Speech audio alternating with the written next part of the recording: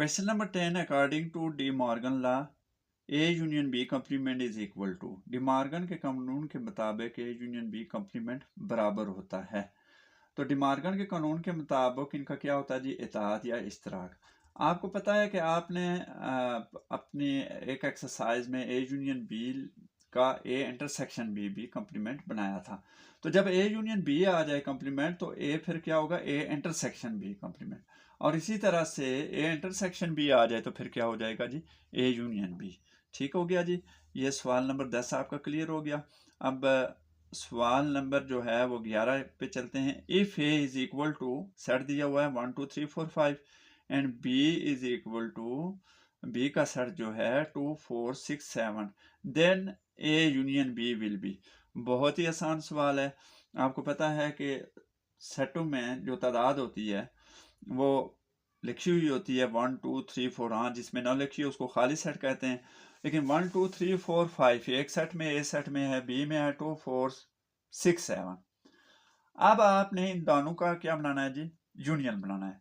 तो यूनियन बनाने के लिए आपने एक बात का सिर्फ ख्याल रखना है कि दोनों सेटों में अगर एक चीज 2 बार आई हो तो वो एक ही बार लिखनी है, तो आपका सेट बन जाएगा, आपका ए यूनियन बी का सेट बन जाएगा। मिसाल के तौर पर यहाँ पे इसका जवाब क्या होगा, डी ऑप्शन है 1 2 3 4 5 6 7। हालांकि ए सेट में भी 2 है, बी सेट में भी 2 है, लेकिन क्या है 2 बार आ गया तो एक ही बार लिखा जाएगा। तो इस तरह से आपका ये सवाल भी हल हो जाएगा। इसको आपने समझ के हल करना है।